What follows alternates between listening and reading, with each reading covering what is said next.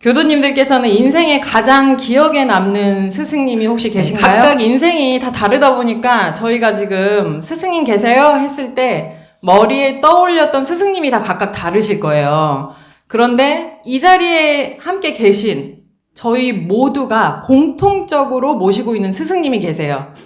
누구시죠? 대종사님. 다 같이 시작! 소태산, 박중빈, 대종사님을 저희들은 스승님으로 모시고 지금 이 인생길, 마음공부길, 죄복의 개척의 길을 우리가 배우고 있는 겁니다. 제가 이제 인간극장을 우연히 봤어요. 옛날에 TV에서 방영을 하는 인간극장을 봤는데 거기 며느리가 5명이 계세요.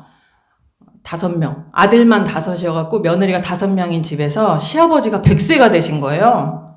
그리고 100세 잔치를 하는데 어떻게 잔치를 할까 하다가 이 며느리들이 마음을 내서 그래 우리가 다 솜씨가 좋으니까 이 손님을 대접하자 이렇게 얘기가 된 거예요. 그래서 첫째 며느리가 딱 대장을 맡고 이제 진두지휘를 해서 잔치를 열었어요. 그리고 막 일가 친척도 부르고 뭐 조카도 부르고 뭐 작은 어머니 큰 어머니 막 다 이렇게 손님 친척들을 막 불러서 이렇게 막 잔치 상을 막 차려갖고 대접을 했단 말이에요. 근데 이 며느리들이 하나같이 다 솜씨가 좋아요. 그래갖고 막 척척척척척 일이 이렇게 됐어요. 그래갖고 이제 잔치를 막 이제 거의 끝나갈 무렵인데 어떤 일이 일어났냐면, 이제 막 사람들이 밥을 먹고 있는데 조카들이 일어나서 이제 먼저 가봐야 되겠다고 얘기를 한 거예요. 그랬더니 다섯째 며느리가 조카들 왜 빨리 가냐고 하면서 막 붙잡아서 막 반찬을 이것저것 막 싸줬어요. 근데 그것을 지켜보던 첫째, 둘째 며느리 마음이 어땠을까요? 그 첫째, 둘째 며느리 마음이 불편한 거예요. 왜? 이 잔치의 지금 대장은 첫째 며느리가 지금 깃발을 잡고 하고 있는데 지금 이 반찬을 싸주고 인사를 하고 말고는 첫째 며느리가 그거를 다 알아서 해야 되는데 첫째 며느리 입장에서 막내 며느리가 일도 나보다 더 조금 하고 진두지휘권도 없는데 막 인사를 하면서 이것저것 막 싸주니까 마음에서 요란함이 올라왔어요. 그러니까 눈이 어떻게 돼요? 이렇게 째려보게 되는 거예요. 왜 저렇게 막내 며느리가 나서서 저렇게 인심을 쓰고 있어? 이 마음이 났단 말이에요. 근데 그것을 참지 못하고 한마디를 해버린 거예요.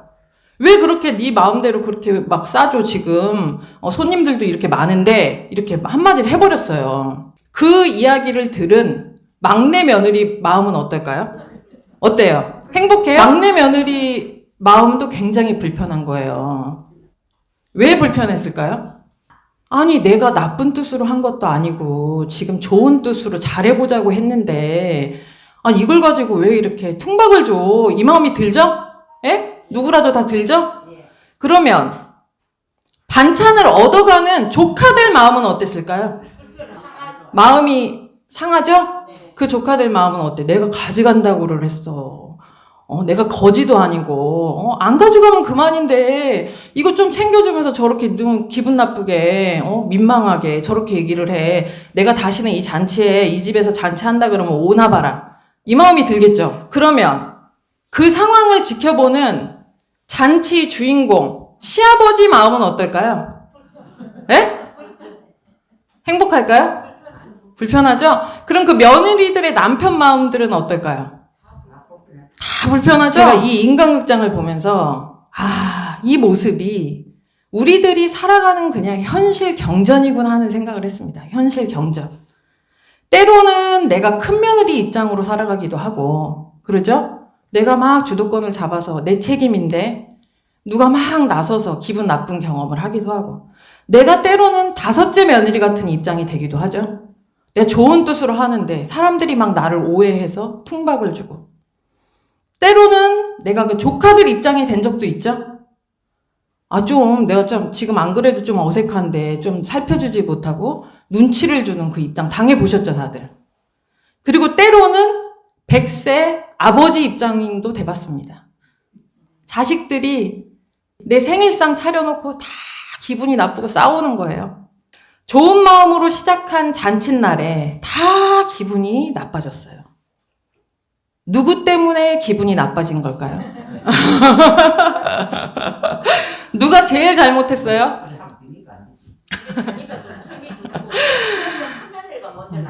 자, 큰 며느리가 잘못했다. 큰 며느리, 둘째 며느리가 잘못했다. 손 들어보세요. 큰 며느리, 둘째 며느리가 잘못했다? 자, 소신껏 드세요. 그러면 막내 며느리가 잘못했다. 소신껏 드세요. 주장하지 마시고. 막내 며느리가 잘못했다. 아니면 눈치 없이 반찬을 싸간 조카들이 잘못했다. 조카들. 아니에요? 그러면 100세까지 산 아버지가 잘못했다. 손 들어보세요. 100세까지 안 사셨으면 잔치 열 일도 없는데. 이 사건에서 잘못한 사람은 없습니다. 다 잘해보자고 한 모습이에요. 다 잘해보려고 한 거예요. 첫째나 둘째 며느리는 책임이 있으니까 그것을 솔선수범했고 진두지휘했고 마지막까지 손님이 더 오실 수도 있고 더 드실 수도 있고 하는 그런 걱정 때문에 책임을 다한 거죠. 그리고 다섯째 며느리도 잘못한 게 아니에요. 오랜만에 이렇게 조카들이 멀리서 부산이면 저 서울에서 멀리서 왔는데 안 와도 그만인 사람들이 왔고 또 이런 잔치를 할 때 또 이게 따뜻하게 맞아줘야 되는데 얼마나 어색할까. 남을 배려하는 마음에서 그렇게 반찬을 싸준 거예요. 조카들은 와준 것만 해도 고마운 거예요, 사실은. 그죠? 아무 잘못이 없죠? 모두가 좋은 마음으로 정신과 육신과 물질로 다 합력을 했는데 결과가 서로 기분 나쁜 마음만 남았다. 이것이 바로 복은 복대로 짓고 죄는 죄대로 짓게 된 결과입니다. 이것이 우리들의 모습이에요. 그 5명의 며느리 중에 1명이라도 원불교 교도님이 계셨으면 어땠을까요? 예? 어땠을까요? 똑같았을까요? 아니면 조금 달라졌을까요? 똑같았다. 어차피 그 중에 1명 원불교 교도가 있어도 똑같았다. 손 들어보세요. 달랐다 좀. 교도님이 계셨으면. 우리가 살면서 가족 모임에서 우리 교당에서 어디에서 친구 모임에서 이런 일들 다 있으시죠? 그런데 그 중에 1명이라도 우리 교도님이 계시면 달라야 합니다. 달라야 돼요. 그냥 지금 그 인간극장에 나온 모습은 그냥 중생의 어떤 그냥 일반적인 모습이긴 하지만 우리 원불교 교도님이 계시면 달라야 돼요. 왜 달라야 될까요? 우리는 소태산 대종사님의 제자이기 때문에. 소태산 대종사님의 제자인 게 뭐가 그렇게 특별하다고 달라야 되나? 저희 대종사님은 이 우주의 진리를 깨달으셨죠? 그리고 인간의 12에, 인간의 1에 대한 이 우주의 이치를 적용해서 인간의 1에 대한 이치를 깨달으셨어요. 그래서 대각을 하고 보니까 우리 중생들이 복은 복대로 짓고 죄는 죄대로 짓는 그 모습이 훤히 보인 거예요. 그런데 지으면 뭐 어때? 지어도 되는데 그 결과가 복은 복대로 받고 또 죄는 죄대로 받으면서 막 전쟁 난리 속에 우리들이 살아가고 있는 거예요. 그래서 우리 대종사님께서는 이 우주의 이치와 마음의 이치에 대해서 우리들에게 알려주신 거예요. 우주의 이치가 뭐예요? 우주의 이치? 대원님, 우주의 이치가 뭐예요? 이 우주가 어떻게 돌아가고? 예. 우선은 만유가 한체성이다. 따라해보세요. 만유가 한체성이다. 이 뜻은 아시죠? 설명을 많이 드렸죠? 우리가 하나의 큰 덩치로 살아간다. 너는 너, 나는 나. 넌 첫째 며느리, 나는 막내 며느리. 너는 남자, 나는 여자. 이렇게 우리가 살아가고 있지만 이 진리적 입장에서 보면 만유가 한체성, 너와 내가 없다는 거예요. 사실은 한 덩치로 살아가고 있다. 이것을 저희가 배운 거예요, 지금. 그래서 우리가 너는 너, 나는 나로 살 때는 막 싸우면 뭐 어때요? 너는 너고 나는 난데. 나만 잘 살면 되지. 근데 우리가 만유가 한체성이라는 것을 배웠기 때문에 너는 너, 나는 나가 결코 아니라는 거예요. 그걸 우리가 딱 배웠고 또 이 우주는 불생불멸한다는 걸 배운 거예요. 불생불멸. 이 생이 끝이냐? 첫째 며느리랑 다섯째 며느리랑 빵 싸워가지고 그래 2판 4판 공구리판 이생은 보지 말고 살자. 빠이빠이. 그래서 끝날 것 같은 생이면 그렇게 사는 게 맞아요. 왜? 안 보면 그만이니까. 우리가 살다 원수를 왜 만나요? 외나무다리에서.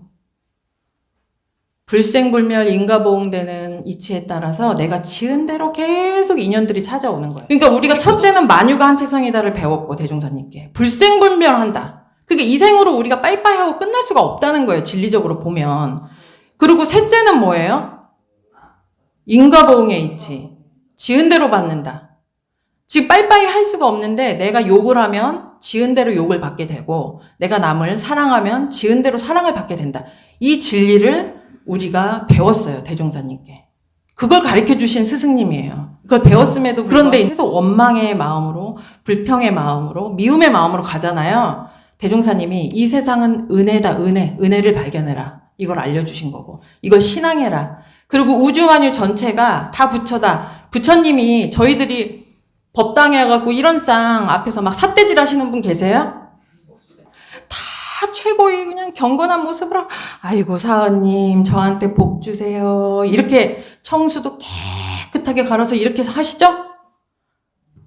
저 이런 쌍 부처님이 법당에만 계신 게 아니고 지금 옆 사람 보세요. 옆 사람 보세요. 다들 보고 합장하세요. 합장. 뒤도 보고 아이고 이런 쌍 부처님 중도님 우리 정경부회장님 합장하세요. 이런 쌍 부처님 복 주세요 해보세요. 복 주세요 해보세요. 자, 다 합장하시고 옆에 보세요. 복 주세요. 이걸 가르쳐 주신 거예요. 옆에 있는 인연이 부처라는 걸 지금 우리가 배운 거예요. 학생으로서. 제가 오늘 목이 깔깔해갖고 감기약을 2알을 먹었어요. 혹시나. 그랬더니 목이 계속 타가지고. 그리고 우주의 이치는 근데 그렇게 생겼다. 라는 걸 지금 배우셨죠? 그러면 그 우주 안에 살아가는 내 마음의 이치는 뭐냐는 거예요. 마음이 어떻게 돌아가냐. 마음의 가장 핵심적인 이치가 뭐예요? 일자로 시작하는 거. 5글자예요. 일체유심조의 이치예요. 우리 불법은 일체유심조의 이치를 가르친다고 그랬어요. 일체유심조는 뭐예요? 원효대사 이야기 생각하시면 되는 거예요. 물을 한 바가지 먹었는데 아이고 맛있어 이러고 마셨단 말이에요. 아침에 일어나 보니까 그게 해골물이었잖아요. 그러니까는 막 오바이트가 나왔단 말이에요.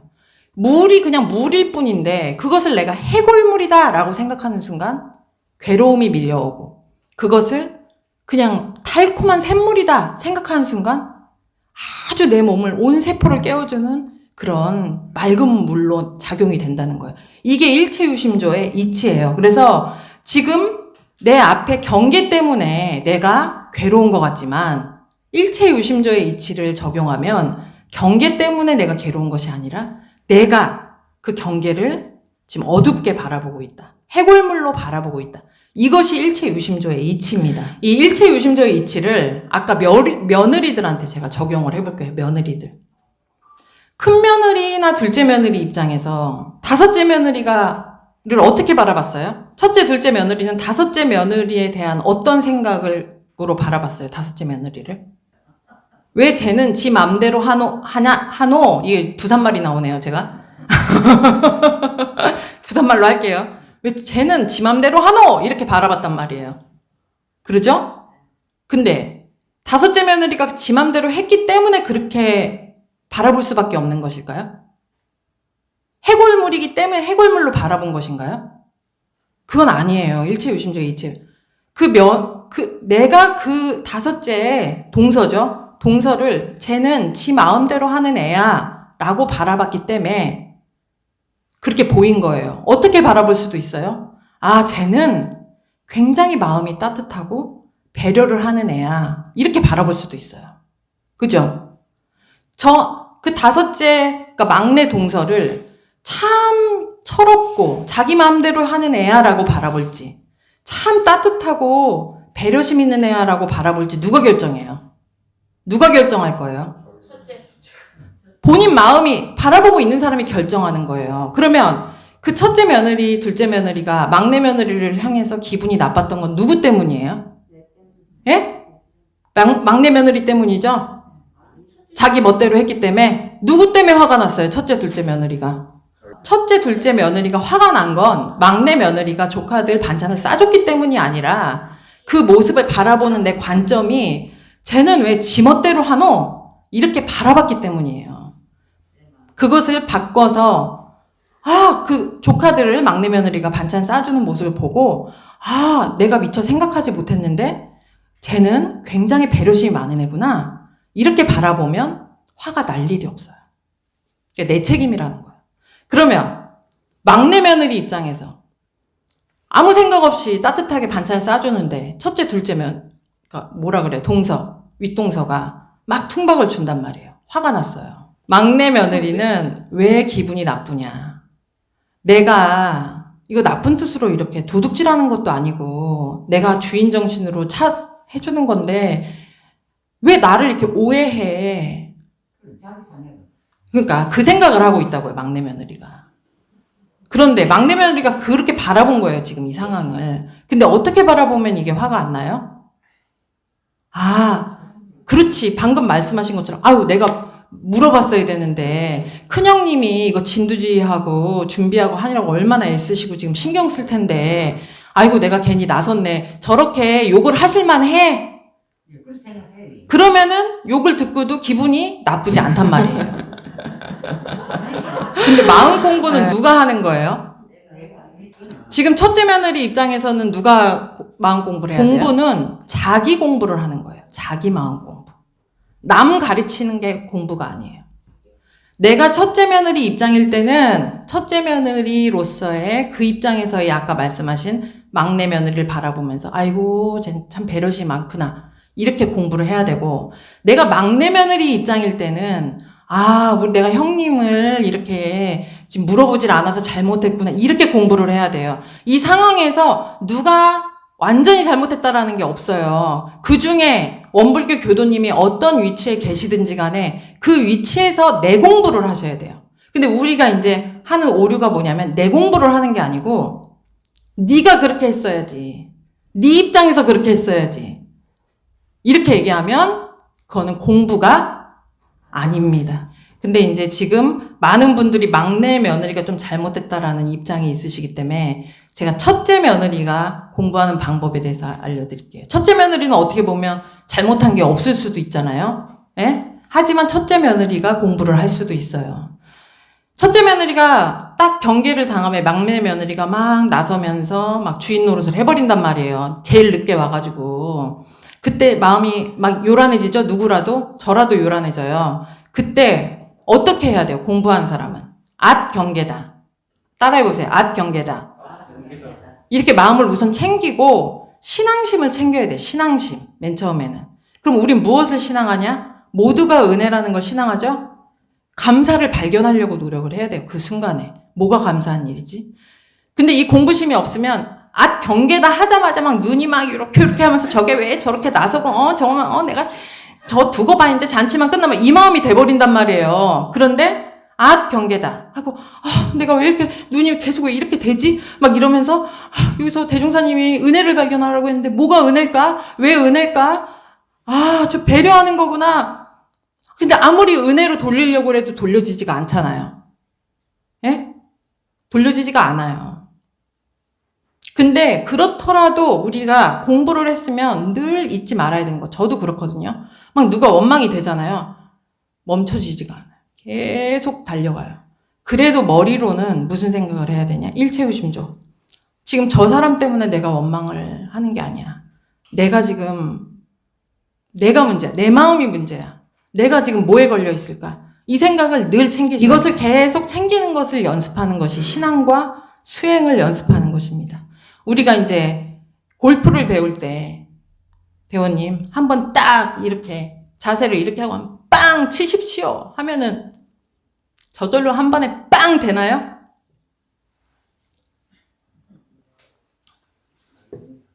그러면 하는 방법에 대해서 100번을 들었어요. 제가 대원님께 골프를 배우고 싶어서 100번을 들으면 이게 골프장 가서 한 번에 빵 쳐지나요?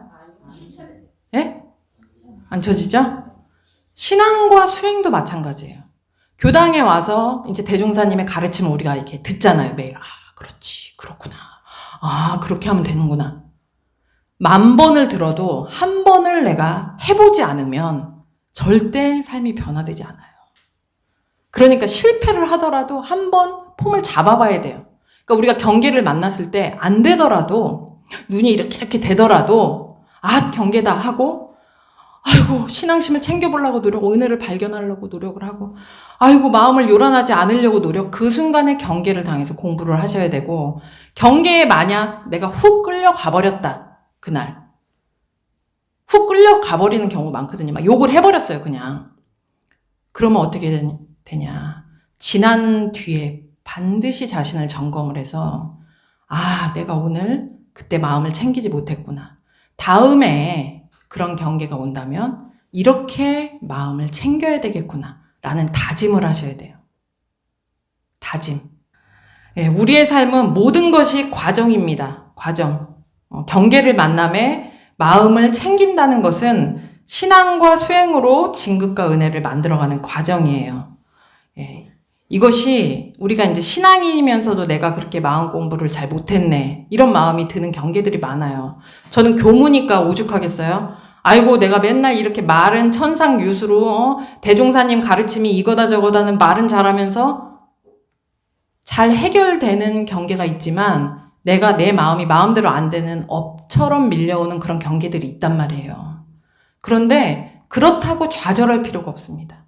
우리는 신앙 수행을 향해서 가는 과정이기 때문에 오늘 내가 골프를 성공을 못했다 하더라도 다시 또 연습해서 더 잘하는 사람이 되는 그런 과정이에요. 그렇기 때문에 늘 경계를 대함에 내가 마음을 챙겨서 또 그것을 다시 도전해서 다시 연습해 나가서 참된 내 실력을 쌓아가는 그런 신앙 수행인이 되는 것이 이 대종사님 가르침에 우리가 보온을 하는 길입니다. 여기 이제 오늘 읽은 본문을 보면 수행금 33장에 한 제자가 대종사님께 질문을 했어요. 경계를 당할 때마다 무엇을 취사하는 대중으로 삼으오리까? 이분은 제가 볼 때 공부를 현실에서 많이 하신 분이에요. 근데 이 경계 속에서 마음을 챙기는 것이 쉽지 않다는 것을 알고 나도 모르는 사이에 경계에 확 끌려가 버리니까 대종사님께 질문을 한 거예요. 신앙 수행인으로서 경계를 당할 때 무엇으로 취사하는 대중을 삼아야 됩니까? 1번. 주보 앞면 함께 정리해 놓은 거 읽어볼게요. 1. 자기의 본래 서원을 생각하는 것. 2. 스승이 가르치시는 본의를 생각하는 것. 3. 당시의 형편을 살펴서 한편에 치우침이 없는가를 생각하는 것. 우리가 경계를 당해서 지금 처음 막 신앙과 수행을 이렇게 막 챙기기가 쉽지 않을 때에는 아, 내 본래 서원이 뭐였지? 아이고, 내가 성불재중이지. 내 마음 자유롭게 하는 거지. 내가 복 짓는 게 내 본래 서원이지. 이 마음을 챙기시고 스승님의 가르침. 아, 감사생활 하라고 그랬지. 모두가 부처라고 했지. 일체유심조라고 했지. 이 본의를 마음에 챙기시고 내가 치우친 바가 없는지, 내가 지금 내 입장에 빠져 있는 게 아닌지, 내 생각에 빠져 있는 게 아닌지, 내 시각으로 지금 바라보고 있는 게 아닌지를 이렇게 살피라는 그런 말씀입니다. 그리고 이제 정산종사님께서는 이 주보 앞면을 보면 권도편 8장의 이제 법문이에요. 함께 읽어보겠습니다. 영생을 통하여 이 회상을 여의지 아니할 큰 서원과 큰 신념이 확실히 섰는가를 생각해 보라. 이러한 회상을 만났을 때에 기필코 진리를 오득하기를 발언하며 대각하신 스승님의 법연 여의지 않기를 발언하고 부지런히 공부하여 성불과 재중으로 영겁을 일관하라 하셨어요. 이제 아까 제가 예화로 드린 그 인간극장이 아주 살다 보면 많이 일어나는 사소한 일들이잖아요. 그런데 이 스승을 만나지 못하신 분은 그것을 어떻게 해결해야 되는지 그 우주의 이치와 마음의 이치를 상상도 못하고 살아갑니다. 당연하다고 생각하고 살아가요. 살다 보면 그렇게 서로 오해할 수도 있고 미워할 수도 있고 싸울 수도 있는 거지 원래 인생이 고통이지라고 살아가요. 그런데 부처님은 지난주에 말씀을 드렸죠. 고통이 당연한 것이다라고 생각한 게 아니에요. 고통을 자유하는 길이 있다. 그것을 이제 불법으로서 우리에게 말씀을 해주신 것이고 대종사님도 불법을 연원 삼아서 고통을 자유하는 길에 대해서 저희들에게 신앙길, 수행길로 가르침을 주셨습니다. 그러니 이 법을 만났을 때 제가 이 권도편 8장을 보면서 또 마음에 많이 와닿더라고요. 저희가 힘들게 이렇게 주세불 회상을 만났는데 지금 신천지 만났으면 어쩔 뻔봤어요. 재산 다 털리고 지금 막 부모, 자식하고 다 왼수돼요. 저 신천지 신도 만났다고 했잖아요. 옛날 청주교당에 찾아와가지고 엄마를 최고 원망하게 가르쳐요. 그리고 어떤 사이비 교회는 막 자식하고 엄마하고 마주보고 은혜의 교회 보셨어요? 마주보고 뺨을 때리는 수행을 시켜요. 엄마가 딸 뺨을 딱 때리면 딸이 엄마 뺨을 딱 때려야 돼. 이게 수행이에요. 그러니까 그 딸이 처음 때릴 때 그게 때려지겠어요? 눈물을 줄줄 흘리면서 때려요. 거기 넘어가는 사람도 진짜 이상한데 여튼 우리는 정법을 만났어요. 바른 법. 우리 교화가 이렇게 안 되는 이유가 저는 정법이기 때문에 그래요. 미신으로 그냥 너 지옥 간다 하면 다 무서워갖고 막 할 텐데 바른 법을 계속 말을 해주신 거예요. 대종사님께서. 그러니까 이 정법을 만났을 때 우리가 한 생뿐 아니라 영생의 복락을 장만하는 그 실력을 꼭 갖추시기를 제가 염원드리고 생활 속에서 골프 한번 딱 휘둘러 봐야 됩니다. 그러니까는 경계마다 안 되더라도 12번 넘어져도 13번 다시 일어나서 내가 마음을 챙긴다. 엄청 그걸로만으로도 당당할 수 있어요. 그러니까 그런 삶으로서 대종사님께 보은하는 대보은자들로 저를 포함해서 다 함께 한번 잘 해보시자고 화이팅 한번 하겠습니다. 하나 둘 셋 한번 화이팅 이렇게 하는 거예요. 하나 둘 셋 화이팅! 예, 이상 마치겠습니다.